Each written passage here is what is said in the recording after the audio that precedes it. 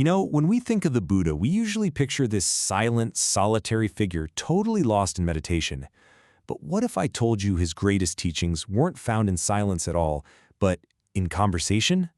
Today, we're diving into the lost art of the Buddha's dialogues. Seriously, think about that for a second. If you stumbled upon something truly world-shattering, an idea that could change everything, how would you even begin to share it? You gonna write a book? Give a speech? Fire off a tweet storm? And that is the heart of what we're looking at today. Forget the silent statue under a tree for a minute. The ancient texts we're exploring reveal a completely different side of him, a master communicator who taught through these incredibly dynamic, personal, and honestly often surprising back and forths. And hey, these conversations weren't just with his followers or other monks. He spoke with absolutely everyone, from the most powerful kings all the way to, well, celestial beings. So let's start at the top, with the king. Okay, so picture this. You've got a king and queen, two of the most powerful people in the world, having a quiet moment alone on the upper terrace of their palace. It's this really intimate, totally human scene. And the king asks a question that just cuts right to the very core of who we are. Wow, what a question, right? He's basically asking, what's the real center of your universe? Is it me, your king? Is it our kids, the kingdom? Or is it something way, way closer to home? And her answer is just stunningly, brutally honest. Nope, it's me. And the king, instead of being offended, has this moment of clarity and says, you know what? Same. Right there in that private moment, they uncover this profound, universal human truth. At the end of the day, we hold ourselves the most dear. But here's where it gets really brilliant. The king, buzzing from this insight, goes and tells the Buddha all about it. And the Buddha, in his genius, doesn't just say, yep, you got it. He takes that little spark of personal insight and blows it up into this massive, powerful ethical teaching. He uses their conversation to show them, look, if everyone feels this way, if everyone holds themselves most dear, then the only logical wise path forward is to never ever harm anyone else. Okay, but the Buddha's conversations didn't just stop at the palace walls.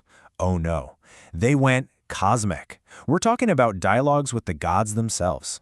So the texts say that while the whole world was sleeping, these divine beings, these Devas, would literally descend just to get the Buddha's take on things.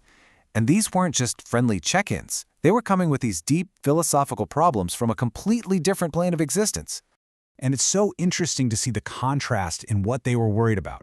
On the one hand, you have the kings, right? They're concerned with earthly stuff, winning battles, getting more wealth, justice for the kingdom. Super practical questions.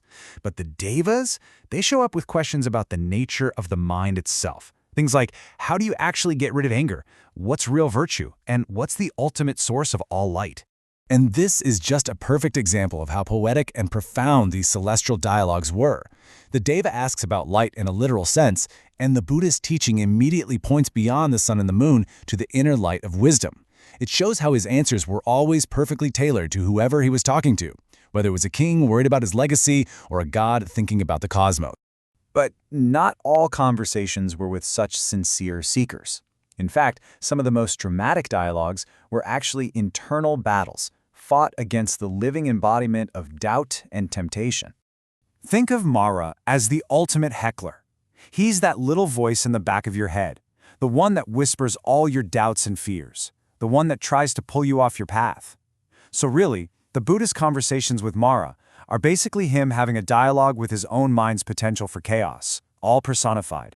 And just listen to Mara's taunt here. It's such a classic, insidious attack. He's trying to frame the entire spiritual quest in these petty, worldly terms.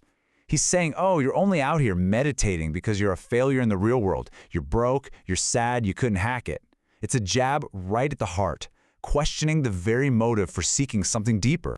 But the Buddha's comeback is just a masterclass in flipping the script. He doesn't even engage on the level of wealth or success. He completely reframes the entire conversation. He basically says, I'm not running from sorrow. I've already dug it up by the roots and gotten rid of it. I'm not meditating because I'm lacking something. I'm meditating from a place of total freedom and fullness. Okay, so let's step back for a second. We have a king discovering a deep personal truth. We have gods pondering these huge cosmic questions. And we have this intense internal battle against doubt.